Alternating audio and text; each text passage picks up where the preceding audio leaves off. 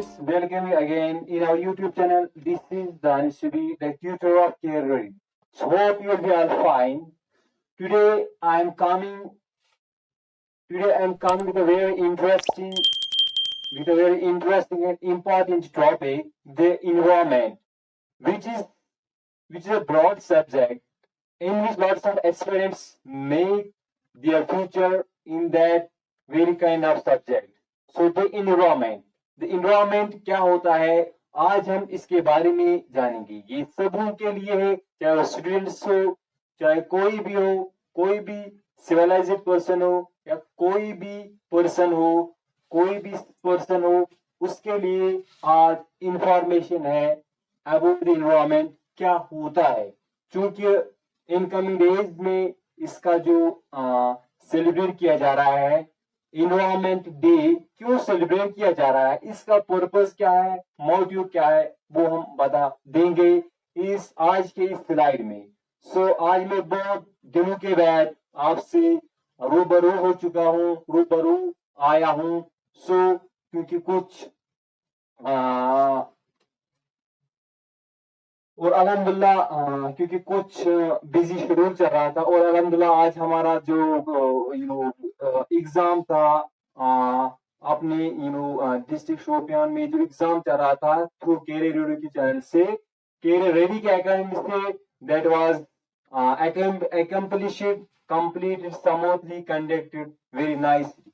So today I will discuss about the environment. होता है environment क्या, environment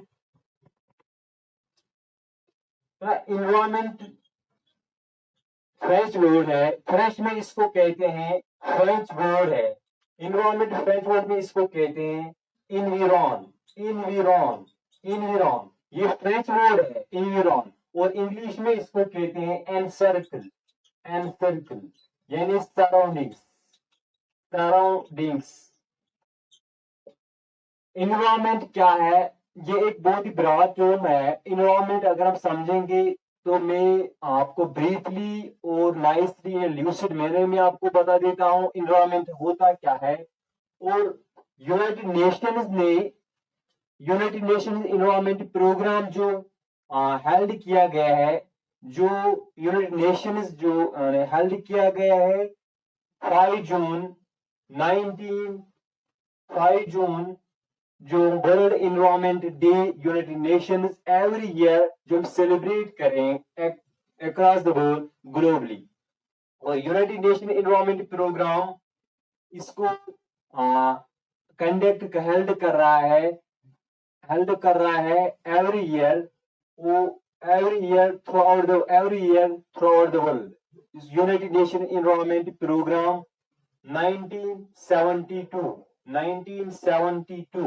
1972 इसको एस्टेब्लिश किया गया है यूनाइटेड नेशन इन्वायरमेंट प्रोग्राम. और सिंस 1972 तब से इसको हम सेलिब्रेट करते आ रहे हैं और करते रहे हैं. और 5 जून है इसका वर्ल्ड इन्वायरमेंट डे, रिमाइंडर है 5 जून वर्ल्ड इन्वायरमेंट डे है जो कि आने वाला है. यानी 5 जून United Nations global international representatives global international platform पे इसको हम सेलिब्रेट करते हैं, ऑर्गेनाइज करते हैं अक्रॉस द वर्ल्ड. इसमें मिलियंस ऑफ पीपल पार्टिसिपेट करते हैं, मिलियंस ऑफ पीपल इससे सेलिब्रेट करते हैं अक्रॉस द वर्ल्ड. इसका मोटिव क्या है, यूनाइटेड नेशंस ने इसको करार क्यों दिया है 5 जून वर्ल्ड इन्वायरमेंट डे. इन 1972 में ये एस्टेब्लिश हुआ है. 1972 5 जून इसको हम सेलिब्रेट करते हैं अक्रॉस द वर्ल्ड, और तब से आज तक इसको हम सेलिब्रेट करते आ रहे हैं, ऑर्गेनाइज करते हैं. यानी हम इसको अवेयर करते हैं लोगों में, इसका रिमाइंड करते हैं लोगों में कि इन्वायरमेंट है क्या, इसकी इंपॉर्टेंस क्या है, ये क्यों जरूरी है, इतना महत्वपूर्ण, ये इतना जरूरी क्यों है, वर्ल्ड इन्वायरमेंट डे इतना जरूरी क्यों है. इसमें ऐसा क्या है कि हम इसको हर ईयर सेलिब्रेट करते हैं. 1972 में कॉन्फ्रेंस हुआ है स्वीडन में, यानी स्टॉकहोम कॉन्फ्रेंस कूलम कॉन्फ्रेंस। 1972 में मीटिंग्स हुई है by various Nations representatives of countries. Meetings हुई है by various Nations of countries, जिसमें 190 कंट्रीज ने हिस्सा लिया और बहुत सारे एक्ट वहां पे एस्टेब्लिश किए गए, बहुत सारे पॉलिसीज, गाइडलाइंस और प्रोटोकॉल्स, प्रोसीजर्स, फ्रेम्स बताए गए। कॉन्फ्रेंस यानी कंसल्टिंग एडवाइजेशन वहां पे बताए गए, बहुत सारे गाइडलाइंस वहां पे बताए गए कि हमें क्या करना है। फिर वो इनेक्ट किए गए हैं इनकमिंग ईयर में। 1970 जैसे एयर कंट्रोल एक्ट है, वाटर पोल्यूशन एक्ट है और एयर पोल्यूशन एक्ट है, वो भी 1972 में बताया गया। उसी तरह इस कॉन्फ्रेंस में स्टॉकहोल्म एक कैपिटल है स्वीडन, स्वीडन का स्वीडन स्वीडन स्वीडन में राजधानी है। स्टॉकहोल्म कॉन्फ्रेंस 1972 में यूनाइटेड नेशन एनवायरमेंट प्रोग्राम भी इसको कहते हैं, जो वर्ल्ड वाइड इसको ऑर्गेनाइज करते हैं। और इसी में वर्ल्ड एनवायरमेंट डे की जरूरत पड़ी कि इन्वायरमेंट क्यों जरूरी है, हमें इसको इम्पोर्टेंस क्यों इतनी इसकी इतनी इम्पोर्टेंस क्यों है कि हमें इसका ज्यादा ख्याल रखना है, क्योंकि ये बहुत ही कंसर्न बन चुका है, बहुत ही ग्लोबल इशू है, ग्लोबल कंसर्न है, ग्लोबल सब्जेक्ट है। क्योंकि इन्वायरमेंट के बदल से ये जिंदा है। जब इन्वायरमेंट होगा तभी लाइफ होगी। Then living organism will sustain smooth life, then living organism will be sustain properly on this planet. So अगर इन्वायरमेंट में प्रॉब्लम होगी तो इस पे सभी लाइफ पे इफेक्ट पड़ेगा। इन्वायरमेंट दो चीजें, एक होता है मैन मेड नेचुरल इन्वायरमेंट, दूसरा होता है human environment, man made environment, human environment, human made environment, human made environment और ह्यूमन इन्वायरमेंट। और 19 इसका एक्ट बनाया गया है 1986, ये लागू किया गया है, इंप्लीमेंट हुआ है ये 1986। कॉन्फ्रेंस हुई है, मीटिंग्स हुई है, 1970 में एस्टेब्लिश किया गया है। हमें इन्वायरमेंट का ये ज्यादा खराब हो रहा है, ये वेदर टॉक किया गया है, वेदर क्लाइमेट चेंज पे बात हुई है 1972 में। कॉन्फ्रेंस में टॉकिंग्स हुए, कंसल्टेशंस हुई, बहुत सारे मीटिंग्स हुई, बहुत सारे गाइडलाइंस वहां पे बताए गए हैं, बहुत सारे मुद्दों पे वहां पे बताया गया है। फिर वो ग्रेजुअली इसको एक्ट के तहत लाया गया है। 1986 इसमें इंडिया में इंप्लीमेंट किया गया है। हमें वर्ल्ड इन्वायरमेंट, इसको हम कहते हैं environment protection act 1986, environment protection act 1986 ये लागू किया गया है आर्टिकल 253 के तहत, आर्टिकल 253 के तहत इसको लागू किया गया है। अब ये जरूरी क्यों है, हम इसको सेलिब्रेट क्यों कर ले वर्ल्ड वाइड? ऑनली इसमें बहुत सारे मिलियंस ऑफ पीपल पार्टिसिपेट कर रहे हैं, क्यों? क्योंकि इन्वायरमेंट बहुत जरूरी है हमारे लिए। अगर इन्वायरमेंट में खराबी होगी तो हम जिंदा नहीं रह सकते। हम फूड हासिल करते हैं इन्वायरमेंट से, हम ऑक्सीजन हासिल करते हैं इन्वायरमेंट से। सो इन्वायरमेंट बहुत जरूरी है, हमें इन्वायरमेंट को पोल्यूट नहीं करना है। देखो गवर्नमेंट ने इनिशिएटिव्स लिया है, गवर्नमेंट ने कॉन्फ्रेंस मीटिंग्स प्रोटोकॉल्स किए गए हैं पिछले ईयर्स में। अपने अपने अपने समय पे जब उनको लगा जरूरत है, ये इशू बन गया है क्योंकि इन्वायरमेंट ज्यादा खराब होते जा रहा है, क्योंकि इसका एक भोपाल गैस ट्रेजिडी भी का भी इशू है। यूनाइटेड नेशंस एनवायरमेंट प्रोग्राम 1972 इसको हेल्ड किया गया है, सेलिब्रेट किया जा रहा है इसको। 1972 इसको एस्टेब्लिश किया गया है यूनाइटेड नेशन एनवायरमेंट प्रोग्राम या world environment day. World environment day इसको 1972 में कॉन्फ्रेंस किए गए हैं स्वीडन में, स्टॉकहोल्म कॉन्फ्रेंस को कहते हैं। स्टॉकहोल्म वहां पे कैपिटल है स्वीडन में।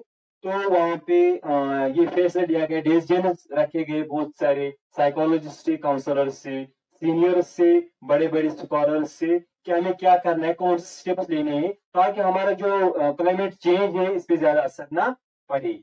तो यूनाइटेड एनवायरमेंट प्रोग्राम एक वर्ल्ड वाइड प्लेटफॉर्म है, ग्लोबल प्लेटफॉर्म है for environmental for environmental protection के लिए ये ग्लोबली इसको सेलिब्रेट किया जा रहा है टू पब्लिक आउटरीच के लिए। और इसका ये मोटिव है इतना ही, to aware of the people about the environment, कितना जरूरी है अवेयर करना है, and protect the environment for better future. याद रखिएगा इसका मोटिव इतना ही है। हम ये 5 जून एवरी ईयर सेलिब्रेट क्यों करें, इसका 2024 में यही थीम है, बीट प्लास्टिक पोल्यूशन। इसका थीम 2024 में है beat plastic pollution, beat plastic pollution, plastic pollution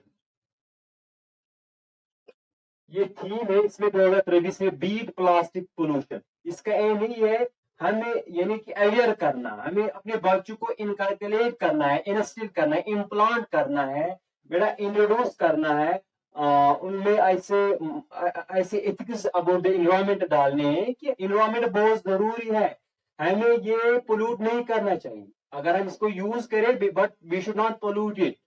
इसीलिए इसका ये एक सब्जेक्ट भी इंट्रोड्यूस किया गया है हर एक हायर क्लास में। और इस साल इग्नो थ्रू भी इसका जो एमएससी किया जा रहा है, इस साल हुआ है एमएससी इग्नो थ्रू भी हो, इस एडमिशन हुआ है। तो इसका थीम यही है कि हमें इन्वायरमेंट को पोल्यूट नहीं करना, इन्वायरमेंट बहुत जरूरी है। जब इन्वायरमेंट होगा तभी हम जिंदा है, तभी हम सांस ले सकते हैं अच्छे से, तभी सारे एनिमल्स प्लांट जिंदा है। इन्वायरमेंट क्या है, everything which we see, that is the environment, everything, place people nature which is surrounded by environment, इसको environment कहते हैं। और environment में दो चीजें हैं, environment प्रकृतिया को हम नहीं कहते हैं, प्रकृतिया खाली प्रकृतिया नहीं environment है, environment मैन मेड भी है। जैसे कि मेन environment है, ये है कलम है, बोर्ड है, ह्यूमन बींग्स ने खुद कंस्ट्रक्ट किए हैं, रिलेशनशिप से, फैमिली है, इंस्टीट्यूशन है, वो भी इन्वायरमेंट है, इमोशन से जुड़े हुए। लेकिन हमें नेचर एनवायरमेंट दो चीजें, एक को मैन मेड, दूसरा नेचर एनवायरमेंट। नेचर एनवायरमेंट है which is vested by almighty Allah, which is vested by almighty अल्लाह।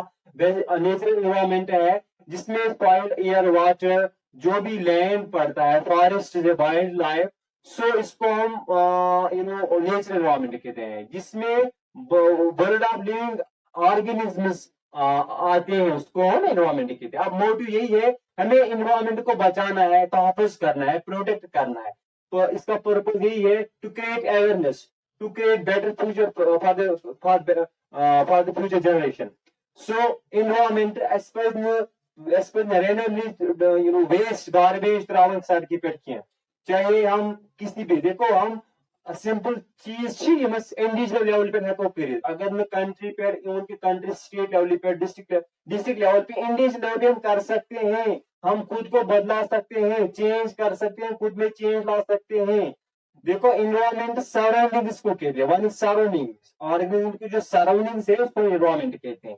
यानी मेरे इर्द गिर्द क्या है, माहौल, इसकी बना माहौल को आलूद करना, वो हमें ये नहीं करना चाहिए। इन्वायरमेंट हमें ये एक सिविक सेंस होना चाहिए, इन्वायरमेंटल एथिक्स होनी चाहिए, हमें इन्वायरमेंट का हिस्सा साफ रखना है, माहौल को साफ। हम अक्सर कहते हैं save the environment, save life, save future, save environment, go green, plant more trees, ये जरूरी है, ट्रीज प्लांट करना जरूरी है। देखो हमें ये जरूरी नहीं है कि हम अपने घर को साफ रखें, जरूरी ये अपने रूम को साफ रखें, जैसे हम अपने घर को, रूम को साफ रखते हैं, हमें इसी तरह चाहिए कि इर्द गिर्द भी साफ हो। जब तक इर्द गिर्द साफ ना हो तब तक हम अपने घर को साफ रखिए न रखिए, वो मैटर नहीं करता है, वो ज्यादा फायदे भी नहीं देता है।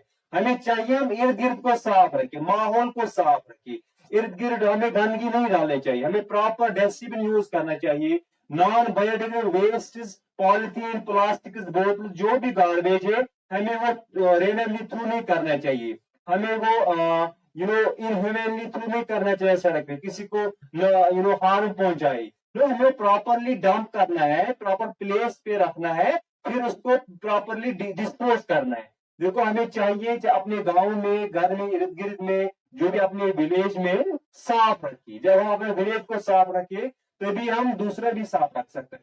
सो अपने घर को ही नहीं, अपने इर्द गिर्द को, क्योंकि बहुत सारी बीमारियों को फिर हमें फेस करना पड़ता है। जैसे बहुत सारे वाटर बॉर्न डिजीज है, एयर बॉर्न डिजीज है, कि बहुत सारे ड्रेडफुल डिजीज है, उनकी वायरल डिजीज भी फिर राइज होते हैं गंदगी से, क्योंकि गंदगी नॉन बायोडिग्रेडेबल सब्सटेंस से बहुत सारे कार्सिनोजेनिक केमिकल्स निकलते हैं। जब माहौल गंदा होगा तो बहुत सारे बैक्टीरिया एक्यूमुलेट होते हैं, एनारोबिक बैक्टीरिया, जिससे ग्लोबल वार्मिंग हमें फेस करना पड़ेगा। फिर ग्लोबल वार्मिंग आथर्स, जैसे कार्बन डाइऑक्साइड ज्यादा रिलीज होगा एनारोबिक बैक्टीरिया से, बैक्टीरिया एक्यूमुलेट होगा।